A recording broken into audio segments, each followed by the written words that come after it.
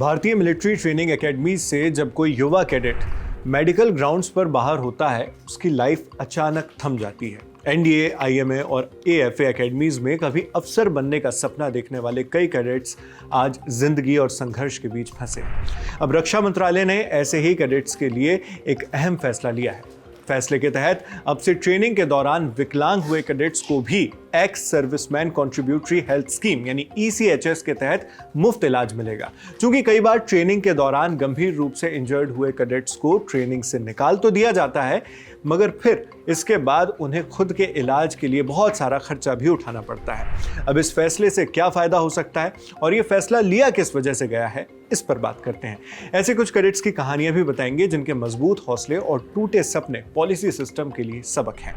Indian express की पत्रकार अमृता नायक दत्ता की रिपोर्ट्स के मुताबिक मिनिस्ट्री ऑफ डिफेंस के इस फैसले के बाद अब इन जरूरतमंद कैडेट्स को ECHS के तहत ट्रीटमेंट मिलेगा। यानी ऐसे कैडेट्स को मिलिट्री के हॉस्पिटल और ECHS में एम्पैनल्ड हॉस्पिटल्स में फ्री ऑफ कॉस्ट ट्रीटमेंट दिया जाएगा।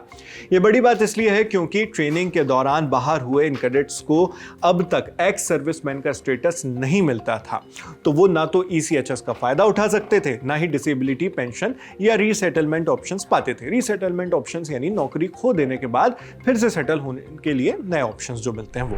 अभी तक इन कैडेट्स को सिर्फ एक एक्स ग्रेशिया अमाउंट मिलता था जो 40,000 रुपए तक पर मंथ तक का होता था। एक्स ग्रेशिया पेमेंट का मतलब गुडविल में दी गई रकम जिसके बदले कुछ काम न लिया गया हो। इस तरह मैक्सिमम 40,000 रुपए तक मंथली देने का प्रावधान रहा है, मगर मेडिकल बिल्स हर महीने कभी 50,000 तो कभी 1 लाख रुपए तक पहुंच जाते थे। इसके इर्द गिर्द इससे कम ज्यादा भी होते थे।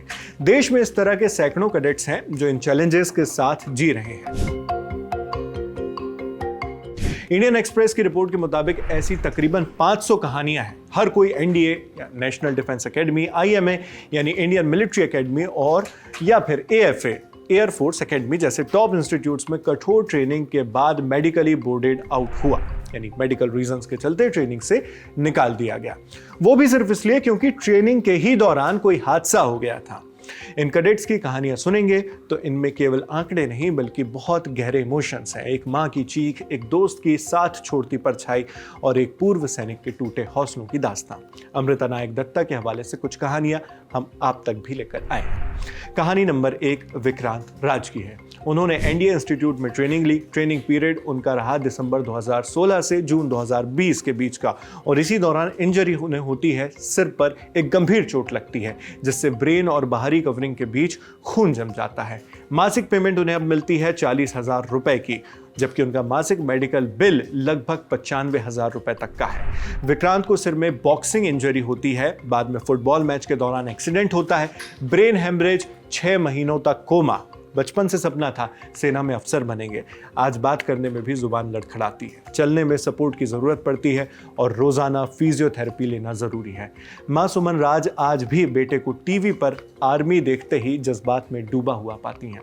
सुमन खुद भी एक पूर्व इंडियन एयरफोर्स ऑफिसर की बेटी हैं। सुमन कहती हैं, जिंदगी के 8 साल मिलिट्री को दिए, आज अस्पताल का रूटीन ही लाइफ है। कहानी नंबर 2 शुभम गुप्ता की है। उन्होंने भी एनडीए इंस्टीट्यूट से ट्रेनिंग ली।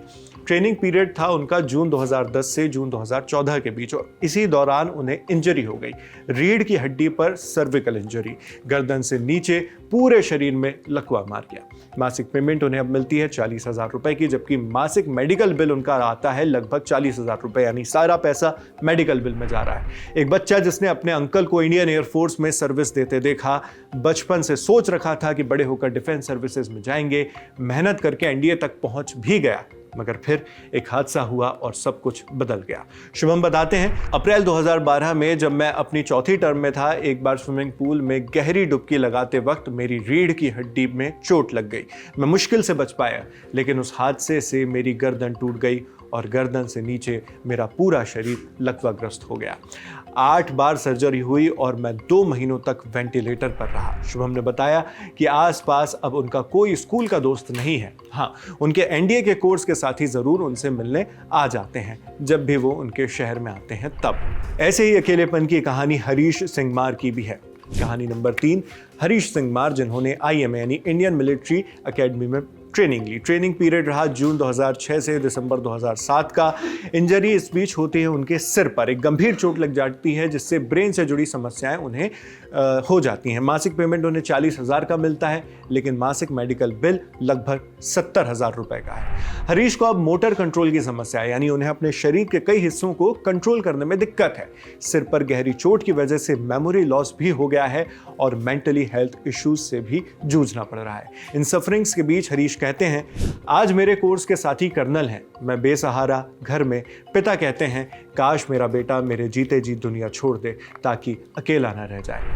आखिर में हरीश ने चाह जताई कि उनकी जिंदगी तो बीत चुकी है, लेकिन ये सब उनके आगे के यंग कैडेट्स के साथ नहीं होना चाहिए। शुभम ने इसी कड़ी में एक कदम और आगे की बात की। उन्होंने अपनी मांग स्पष्ट बताते हुए कहा, विकलांग पेंशन और एक्स सर्विसमैन का दर्जा मुझे एक इज्जतदार जिंदगी दे सकते हैं। इन्हीं मांगों के बीच अब मिनिस्ट्री ऑफ डिफेंस ने नया फैसला लिया है। इस फैसले के मुताबिक पीड़ित विकलांग कैडेट्स को free ECHS medical treatment, hospitalization, panel clinics में सेवाएं, फिजियोथेरेपी और डायग्नोस्टिक्स यानी बीमारी का पता लगाना, ये सब सुविधाएं दी जाएंगी। इससे पहले सुप्रीम कोर्ट ने भी इस मुद्दे पर केंद्र सरकार और सैन्य बलों से जवाब मांगा था। अब आगे डिसेबिलिटी पेंशन, ESM स्टेटस यानी एक्स सर्विसमैन स्टेटस और करियर रीसेटलमेंट पर संशोधन की उम्मीद लगाई जा रही है। ये पूरी खबर सुनने जानने के बाद आप इस मुद्दे पर क्या सोचते हैं, हमें कमेंट बॉक्स में लिखकर जरूर बताएं। मैं हूं शेख नाविद। देश और दुनिया की खबरों के लिए आप बने रहिए दी लंदन टॉप के साथ। शुक्रिया।